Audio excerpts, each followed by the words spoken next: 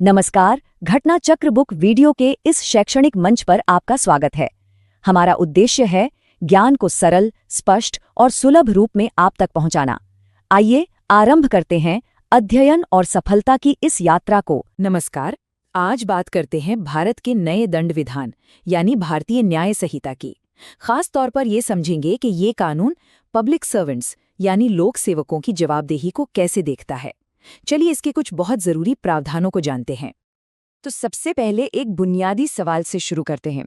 एक लोक सेवक यानी एक पब्लिक सर्वेंट की जिम्मेदारियां आखिर हैं क्या? और तब क्या होता है जब वो इन जिम्मेदारियों को पूरा नहीं करते? कानून इस बारे में क्या कहता है, आइए पता करते हैं। तो सबसे पहले उस सिचुएशन को समझते हैं जहां जनता के भरोसे को सीधी चोट लगती है, यानी जब कोई पब्लिक सर्वेंट जानबूझकर अपना कोई कानूनी कर्तव्य, अपनी लीगल ड्यूटी पूरी नहीं करता। ये सिर्फ एक भूल नहीं है, बल्कि कानून की नज़र में ये एक अपराध है। भारतीय न्याय संहिता का सेक्शन 198 इस बारे में बिल्कुल साफ साफ बताता है, अगर कोई लोक सेवक कानून के किसी निर्देश को जानते बूझते हुए नहीं मानता और उसके ऐसा करने से किसी को कोई चोट या नुकसान पहुंचता है, तो इसे एक दंडनीय अपराध माना जाएगा। तो फिर इस अपराध की सजा क्या है? दोषी को 1 साल तक की जेल हो सकती है, या जुर्माना लग सकता है, या फिर दोनों हो सकते हैं। अब यहाँ एक शब्द पर खास ध्यान दीजिएगा, अधिकतम। ये सजा अधिकतम 1 साल है। ये शब्द क्यों इतना जरूरी है, इस पर हम बहुत जल्द वापस आएंगे। अच्छा, ये तो हुई ड्यूटी न निभाने की बात।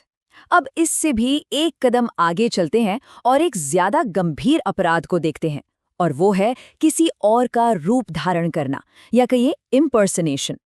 ये सिर्फ लापरवाही नहीं है, ये एक सोचा समझा धोखा है। और देखिए, कानून भी इस धोखे के अलग अलग लेवल्स को पहचानता है। सेक्शन 205 के तहत अगर कोई सिर्फ धोखा देने के इरादे से किसी लोक सेवक की वर्दी पहन लेता है, या उसका टोकन या पहचान चिन्ह अपने पास रखता है, तो ये एक अपराध है। यहाँ इरादा सिर्फ धोखा देने का है, भले ही उस वर्दी में कोई काम न किया गया हो। और इस अपराध के लिए सजा भी, अब देखिए, काफी हल्की है। ज्यादा से ज्यादा 3 महीने की जेल या 5,000 रुपए का जुर्माना, या फिर दोनों। ये सिर्फ दिखावा करने की सजा है। लेकिन कहानी तब पूरी तरह बदल जाती है जब कोई सिर्फ दिखावा नहीं करता, बल्कि धोखे से लोक सेवक बनकर उस पद से जुड़ा कोई काम करने की कोशिश भी करता है। तब ये मामला सेक्शन 204 के तहत आता है, और ये कहीं ज्यादा गंभीर है। ये सिर्फ रूप बदलना नहीं, बल्कि ताकत का गलत इस्तेमाल करने की कोशिश है। और यहीं पर सजा में एक बहुत बड़ा ट्विस्ट आता है।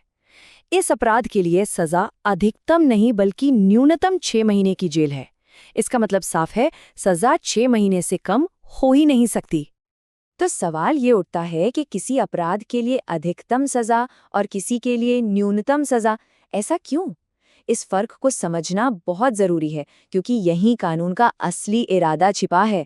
चलिए इसे समझते हैं। देखिए, दोनों में जमीन आसमान का फर्क है। अधिकतम सजा का मतलब है कि जज को केस की गंभीरता के हिसाब से सजा तय करने की छूट मिलती है, लेकिन न्यूनतम सजा एक बहुत कड़ा और साफ संदेश देती है कि कानून इस अपराध को बेहद गंभीर मानता है और इसमें किसी भी तरह की कोई नरमी नहीं बरती जाएगी। अब ये टेबल देखिए, सारी चीजें एक साथ क्लियर हो जाएंगी। सेक्शन 205 में अधिकतम सजा है, वहीं सेक्शन 204 में न्यूनतम। ये साफ दिखाता है कि कानून लापरवाही और धोखे में कितना बड़ा फर्क करता है। एक और दिलचस्प बात देखिए, सेक्शन 202 में सजा के तौर पर कम्युनिटी सर्विस का भी ऑप्शन है। और हाँ, एक कॉमन गलतफहमी भी दूर कर लेते हैं। सेक्शन 200 के तहत अस्पताल इंचार्ज की लापरवाही के लिए सजा अधिकतम 1 साल है, न कि न्यूनतम 2 साल। तो इन सब धाराओं और सजाओं को देखने के बाद आखिर में हम क्या कह सकते हैं? इससे कानून का एक बहुत ही स्पष्ट संदेश सामने आता है। तो निचोड़ ये है कि नया कानून यानी बीएनएस पब्लिक ऑफिस और उस पर जनता के भरोसे को बहुत गंभीरता से लेता है। यह सिर्फ लापरवाही करने और जानबूझकर धोखा देने के बीच एक मोटी लकीर खींचता है। और गंभीर अपराधों के लिए न्यूनतम सजा का मतलब है कि ऐसे मामलों में कोई ढिलाई नहीं होगी।